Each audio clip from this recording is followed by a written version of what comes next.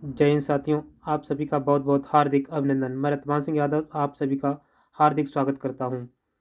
आज हम इस वीडियो में हिंदी वर्णमाला पर 200 प्रश्नोत्तरी की सीरीज जो श्रृंखला हमने शुरू की है, जब तक 200 प्रश्न नहीं हो जाएंगे तब तक हम नहीं रुकने वाले हैं। एक या दो तीन जितनी भी वीडियो बनेगी उतनी हम वीडियो बना कर आप तक भेजेंगे। जब तक ये प्रश्न 200 हमारा टारगेट है पूरे नहीं हो जाएंगे तब तक हम रुकने वाले नहीं हैं। भले 2 या 3 या 4 वीडियो जो भी होंगी हम आप तक भेजने का हर प्रयत्न हर समय हर संभव प्रयास करेंगे। तो देर ना करते हुए देखते हैं हिंदी वर्णमाला यूपी पुलिस के लिए टारगेट रखते हुए बहुत ही महत्वपूर्ण है। अगर आपने 200 प्रश्नों को अच्छी तरीके से रिवाइज कर लिया, इनको रट लिया, तो निश्चित ही 10-12 नंबर आपको फंसने वाले हैं। तो पहला प्रश्न है, हिंदी वर्णमाला किसे कहेंगे? हिंदी वर्णमाला किसे कहेंगे? ऑप्शन नंबर ए है शब्द समूह को, ऑप्शन नंबर ए वर्णों के संकलन को, ऑप्शन नंबर सी शब्द गणना को, ऑप्शन नंबर डी वर्णों के व्यवस्थित समूह को। तो आपने खूब पढ़ा होगा कि वर्णमाला किसे कहते हैं। ऑप्शन नंबर डी सही है, वर्णों के व्यवस्थित समूह को वर्णमाला कहते हैं। ठीक है, किसने कहते हैं? वर्णों के व्यवस्थित समूह को वर्णमाला कहते हैं। प्रश्न नंबर 2 है, भाषा की सबसे छोटी इकाई कौन सी है? आपने पढ़ा होगा कि भाषा की सबसे छोटी इकाई कौन सी है? शब्द है, व्यंजन है, स्वर है, वर्ण है। तो भाषा की सबसे छोटी इकाई होती है वर्ण। ऑप्शन नंबर डी सही है। भाषा की सबसे छोटी इकाई कौन सी होती है? तो वर्ण होती है। प्रश्न नंबर 3, प्रश्न नंबर 3 कहता है कि हिंदी वर्णमाला में वर्ण हैं। हिंदी वर्णमाला में वर्णों की संख्या कितनी है? तो ऑप्शन नंबर 50, ऑप्शन नंबर ए में 50 है, ऑप्शन नंबर बी में 52, ऑप्शन नंबर सी में 54, ऑप्शन नंबर डी में 55। तो 55 नहीं है, 54 नहीं, 50 नहीं, टोटल कितने वर्ण हैं? 52। हिंदी वर्णमाला में कितने वर्ण हैं? 52 वर्ण हैं। प्रश्न नंबर 4, भाषा की सबसे छोटी इकाई, भाषा की सबसे छोटी इकाई बताइए। तो भाषा की सबसे छोटी इकाई क्या है? शब्द है, मात्रा है, वर्ण है, कोई नहीं। तो भाषा की सबसे छोटी इकाई क्या है? वर्ण है। भाषा की सबसे छोटी इकाई क्या है? वर्ण। ऑप्शन नंबर सी सही है। प्रश्न नंबर 5, व्यंजन और स्वर के संयुक्त रूप को क्या कहते हैं? व्यंजन और स्वर के संयुक्त रूप को क्या कहते हैं? वर्ण कहते हैं, ध्वनि कहते हैं, अक्षर कहते हैं या वाक्य कहते हैं? तो व्यंजन और स्वर के संयुक्त रूप को क्या कहते हैं? अक्षर कहते हैं। ऑप्शन नंबर सी सही है। क्या कहते हैं? व्यंजन और स्वर के संयुक्त रूप को क्या कहते हैं? अक्षर कहते हैं। प्रश्न नंबर 6, हिंदी भाषा में कितने स्वर हैं? हिंदी भाषा में कितने स्वर हैं? Option number A 14, option number B 11, option number C 13, option number D 5। तो हिंदी भाषा में स्वरों की संख्या कितनी है? तो ऑप्शन नंबर बी सही है, 11। कितने स्वर होते हैं? तो 11 स्वर होते हैं। ठीक है, हिंदी भाषा में स्वर कितने होते हैं? अगर मूल स्वर पूछ ले, मूल अगर स्वर पूछ ले तो मूल स्वरों की संख्या होती है 10। ठीक है। प्रश्न नंबर 7, हिंदी भाषा में कितने व्यंजन हैं? हिंदी भाषा में कितने व्यंजन हैं? हिंदी भाषा में स्वर कितने हैं? सॉरी, हिंदी भाषा में वर्ण कितने हैं? तो 52। हिंदी भाषा में व्यंजन कितने हैं? तो 33। ठीक है, कितने हैं? 33। ऑप्शन नंबर बी सही है। प्रश्न नंबर 8, एक से अधिक वर्णों के मेल को कहते हैं। एक से अधिक वर्णों के मेल को कहते हैं अक्षर कहते हैं या स्वर कहते हैं या व्यंजन कहते हैं या अनुस्वार कहते हैं? बताइए, एक से अधिक वर्णों के मेल को क्या कहते हैं? तो ऑप्शन नंबर ए सही है, अक्षर। क्या कहते हैं? अक्षर। एक से अधिक वर्णों के मेल को क्या कहते हैं? अक्षर कहते हैं। प्रश्न नंबर 9, प्रश्न नंबर 9 कहता है हिंदी वर्णमाला में व्यंजनों की संख्या है। हिंदी वर्णमाला में व्यंजनों की संख्या है। अभी इससे आगे प्रश्न आपको मिला था तो कितनी लगाई थी? 33। तो हिंदी वर्णमाला में व्यंजनों की संख्या कितनी है? 33 है। तो ऑप्शन नंबर सी है। प्रश्न नंबर 10 कहता है कि जिनका उच्चारण स्वतंत्रता से होता है, जिनका उच्चारण स्वतंत्रता से होता है और जो व्यंजन के उच्चारण में सहायक होते हैं उसे कहते हैं। क्या कहते हैं उन्हें? संज्ञा कहते हैं, स्वर कहते हैं, व्यंजन कहते हैं या विसर्ग कहते हैं? बताइए जिनका उच्चारण स्वतंत्रता से होता है। किनका उच्चारण स्वतंत्रता से होता है और वो व्यंजन की भी सहायता कहते हैं तो उन्हें स्वर कहते हैं। तो ऑप्शन नंबर बी सही है। कौन होते हैं? स्वर होते हैं। प्रश्न नंबर 11। प्रश्न नंबर 11 है कि हिंदी में ध्वनियाँ कितने प्रकार की होती हैं? हिंदी में ध्वनियाँ कितने प्रकार की होती हैं? 2 होती हैं, 4 होती हैं, 6 होती हैं, 8 होती हैं। ये सारे प्रश्न कहीं न कहीं एग्ज़ाम में पूछे गए हैं, वही सारे प्रश्न हम लेकर के आए हैं और यही आपको ज़रूर निश्चित ही मिलेंगे, ये बात हमें विश्वास है। ठीक, तो हिंदी में ध्वनियाँ कितने प्रकार की होती हैं? तो ऑप्शन नंबर ए सही है। ध्वनियाँ हिंदी में ध्वनियाँ 2 प्रकार की होती हैं। कौन-कौन सी? स्वर और व्यंजन। स्वर और व्यंजन 2 प्रकार की ध्वनियाँ होती हैं। ठीक है, याद रखना कितने प्रकार की ध्वनियाँ होती हैं? तो 2 प्रकार की ध्वनियाँ होती हैं। कौन-कौन? स्वर और व्यंजन। प्रश्न नंबर 12 कहता है वर्णमाला में स्पर्श व्यंजनों की संख्या कितनी है? वर्णमाला में स्पर्श व्यंजनों की संख्या कितनी है? 25 है, 30 है, 20 है या 35 है? राज्य कृषि उत्पादन मंडी परिषद परीक्षा 2018 में पूछे गए प्रश्न है। तो स्पर्श व्यंजनों की संख्या आपको पता ही है कितनी है? 25 है। तो ऑप्शन नंबर ए सही है क्योंकि प्रत्येक वर्ग के 5 वर्ग होते हैं। ठीक, तो पाँचों वर्ग में 5-5 पाए जाते हैं वर्ण, तो 25 हो गए। तो स्पर्श वर्ण कितने हैं? स्पर्श व्यंजनों की संख्या 25 है।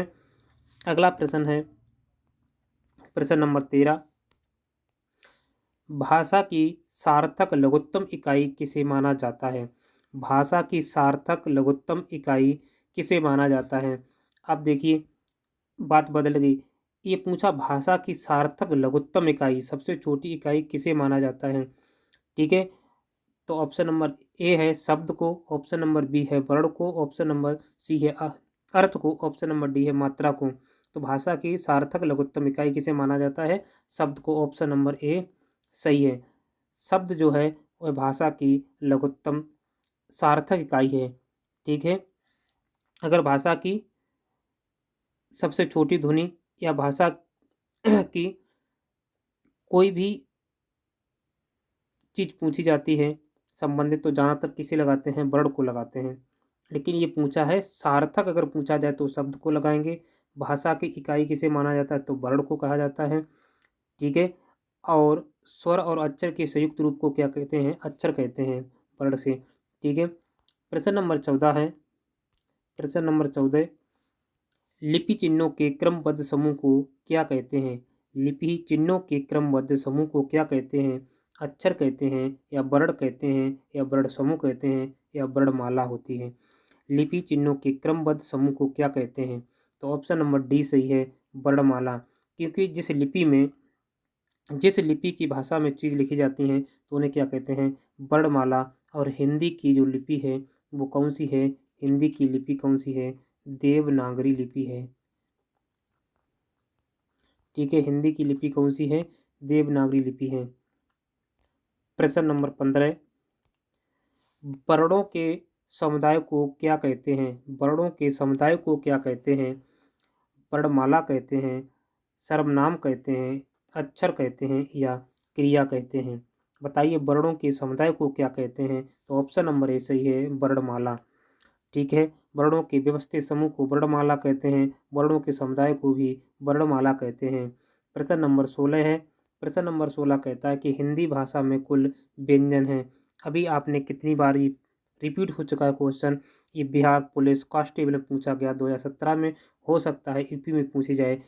तो व्यंजन की संख्या कितनी है? 33 है। कितनी है?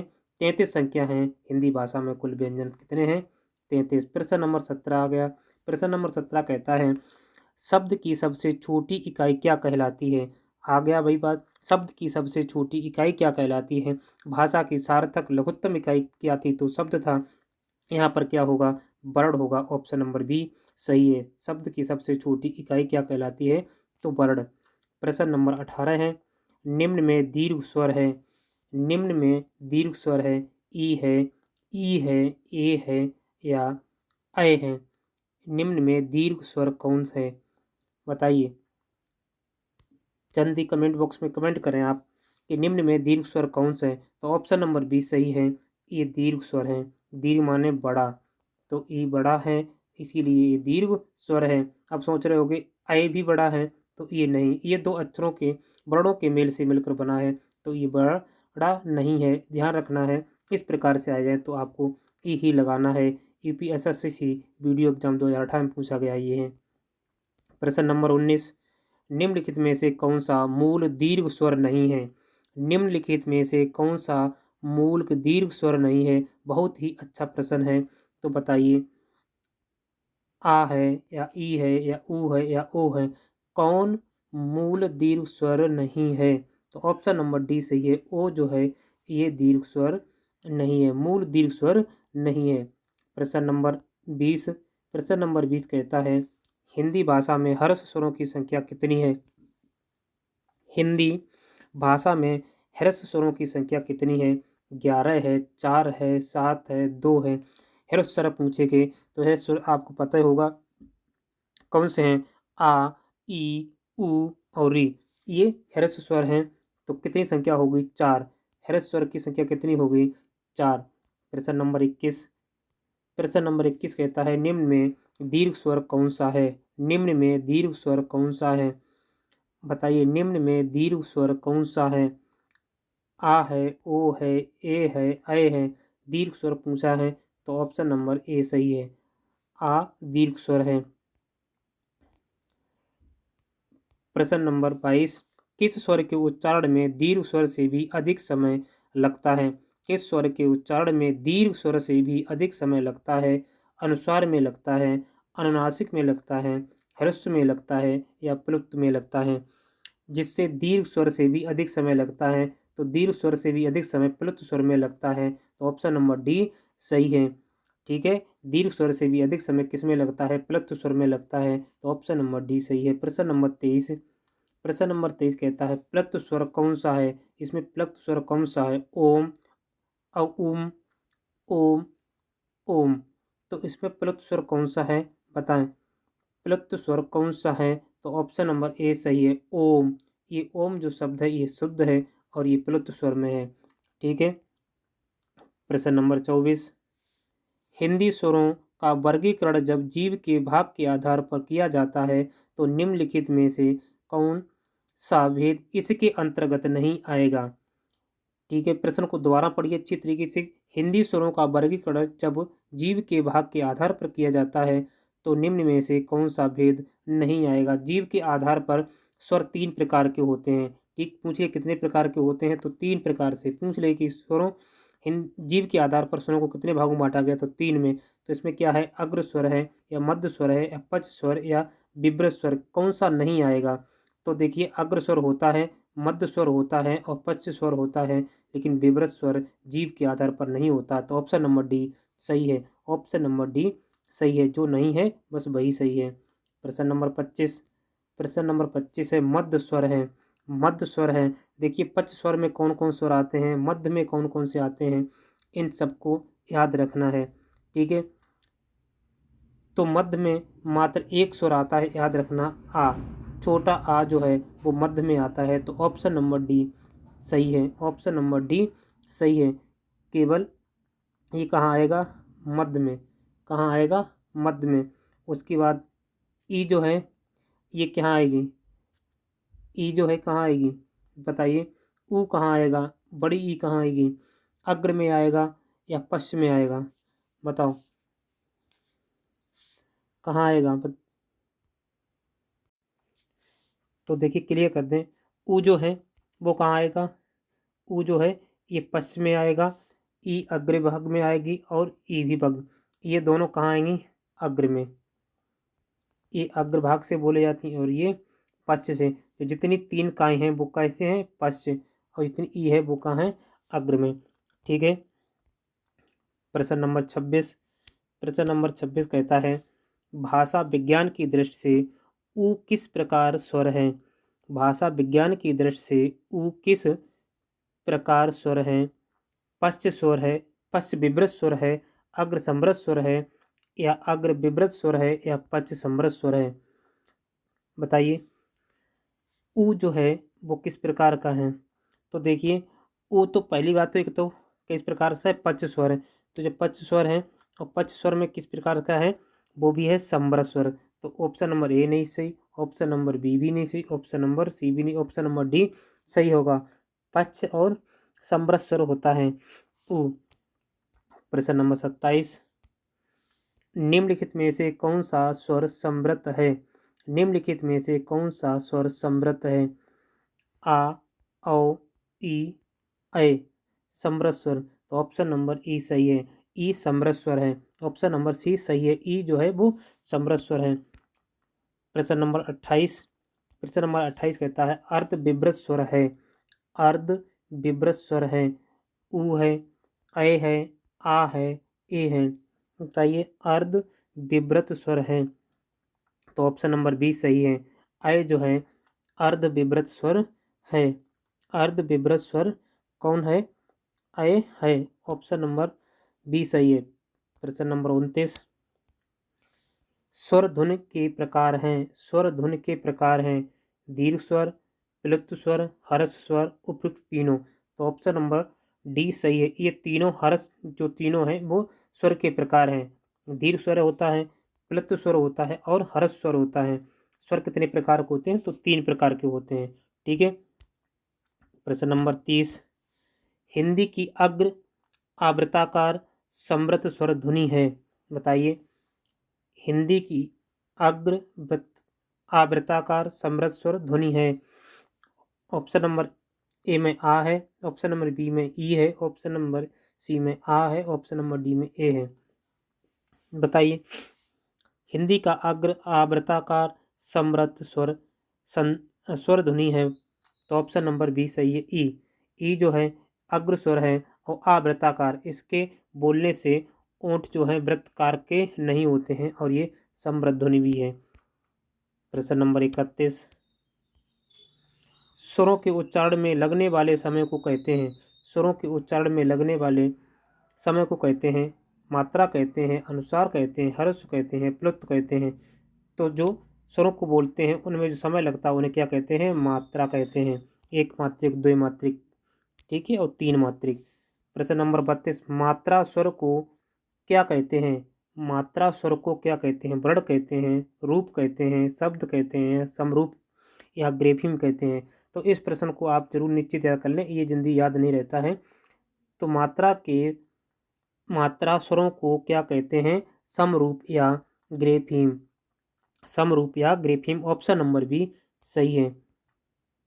प्रश्न नंबर 33, ओ औ किस प्रकार के वर्ण हैं? ओ औ किस प्रकार के वर्ण हैं? तालव्य हैं, मूर्धन्य हैं, दंतोष्ठ हैं या कंठोष्ठ हैं? बताइए ओ और औ किस प्रकार के वर्ण हैं? तो ऑप्शन नंबर डी सही है, ये कंठोष्ठ है। कंठ और ओष्ठ से बोले जाते हैं। प्रश्न नंबर 34, स्वर किसका भेद है? स्वर किसका भेद है? संधि का, समास का, वर्ण का, लिंग का। तो स्वर जो है वो किसका भेद है? वर्ण का। ऑप्शन नंबर सी सही है। प्रश्न नंबर 35, निम्नलिखित में से कौन सा संयुक्त स्वर नहीं है? निम्नलिखित में से कौन सा संयुक्त स्वर नहीं है? ए नहीं है या आई नहीं है या ऊ नहीं है या औ नहीं है? तो ऑप्शन नंबर सी सही है, ऊ जो है ये संयुक्त स्वर नहीं है, ये किसी दो के मेल से नहीं बना है, तो इसलिए ऑप्शन नंबर सी सही है। प्रश्न नंबर 36, निम्नलिखित में कौन सा स्वर कंठ तालव्य है? निम्नलिखित में से कौन सा स्वर कंठ और तालव्य है? ई है, आ है, ओ है या ए है? ठीक है, बताओ।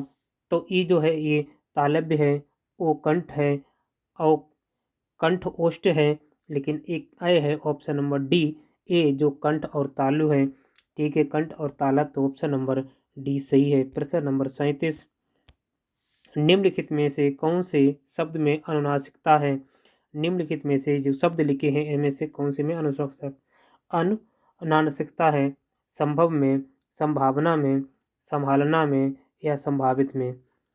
बताइए जिसमें अनुनासिकता है। तो ऑप्शन नंबर सी सही है, संभालना में जो है इसमें अनुनासिकता है। प्रश्न नंबर 38, कौन से शब्द में अनुनासिकता है? उसी प्रकार फिर शब्द आ गया। प्रश्न है कि कौन से शब्द में अनुनासिकता है? नासिकता है। कदम में, कंगन में, कटीला में, कंठाग्रह में। बताइए। तो ऑप्शन नंबर सी सही है। कटीला जो है इसमें अनुनासिकता है, क्योंकि इसमें बिंदी रखी हुई है चंदर। प्रश्न नंबर 39, किस वर्ण का उच्चारण स्थान कंठ और तालु है? किस वर्ण का उच्चारण स्थान कंठ और तालु है? हा का है, छा का है, ओ का है या ऐ का है? तो अभी आपने देखा था ए को, ए और ऐ ये कहाँ से बोले जाते हैं? ये कंठ और तालब से बोले जाते हैं, कंठ और तालब से बोले जाते हैं। ठीक है। प्रश्न नंबर 40, ऐ के उच्चारण स्थान का नाम है। ऐ के उच्चारण स्थान का नाम है, अभी बताया था इसका क्या, कंठ और तालव्य है, कंठ और तालव्य है। प्रश्न नंबर 41, स्वर ए ऐ का उच्चारण स्थान कौन सा है? अभी हम बता चुके हैं, तो ऑप्शन नंबर सी सही है, कंठ और तालव्य होता है। प्रश्न नंबर 42, मात्रा के आधार पर स्वर कितने प्रकार के होते हैं? तो मात्रा के आधार पर स्वर 3 प्रकार के होते हैं, हमने बताया, स्वर व्यंजन और प्लुत स्वर। तो ऑप्शन नंबर बी सही है। कितने प्रकार के होते हैं? 3, स्वर व्यंजन और प्लुत स्वर। प्रश्न नंबर 43, वर्ण तालिका के अनुसार हर्ष, दीर्घ और प्लुत क्या है? हर्ष और दीर्घ और प्लुत क्या है ये तालिका के अनुसार? तो ये स्वर हैं, ऑप्शन नंबर ए सही है। प्रश्न नंबर 44, जिनकी धुन केवल मुख से निकलती है वे हैं। जिनकी धुन केवल मुख से निकलती है वो क्या कहलाते हैं? वृत्ताकार स्वर होते हैं, समृद्ध स्वर होते हैं, अनुनासिक स्वर होते हैं या निरुनासिक स्वर होते हैं? तो option number C, option number D सही है, ये निरुनासिक स्वर होते हैं। कौन से होते हैं? निरुनासिक स्वर होते हैं, जो मुख से जिसकी ध्वनि निकलती है। प्रश्न नंबर 45, कंठ तालब कौन सा स्वर है?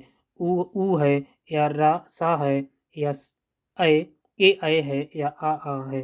बताइए। कंठ ताल तो अभी बताया था, कंठ और तालु कौन बोले जाते हैं?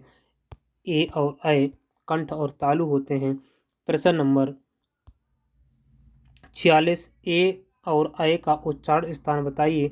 कितनी बार रिपीट हो चुका? अब तो ये रट गया होगा आप लोगों को कि ए और ऐ का उच्चारण स्थान क्या है। तो ये कंठ और तालु है, ऑप्शन नंबर सी है। अब तो ये तो निश्चित ही रट गया होगा, बच नहीं सकती, अतः हर बच्चे से छूट के नहीं जाएगा ये। निम्नलिखित में से कंठ ध्वनियाँ कौन सी हैं जो कंठ से केवल बोली जाती हैं? का, खा, यारा, चाचा, चाजा, टाढ़ा। बताइए कौन सी ध्वनियाँ केवल कंठ हैं? तो ऑप्शन नंबर ए सही है, का और खा ये कंठ ध्वनियाँ हैं। प्रश्न नंबर 48, प्रश्न नंबर 48 क्या कहते? प्रश्न नंबर 48 है कि निम्नलिखित में से हिंदी की कंठ ध्वनि है। निम्नलिखित में से हिंदी की कंठ ध्वनि है ई, ता, फा, हा। बताइए कंठ ध्वनि कौन सी है? तो हा कहाँ से बोला जाता है? कंठ से।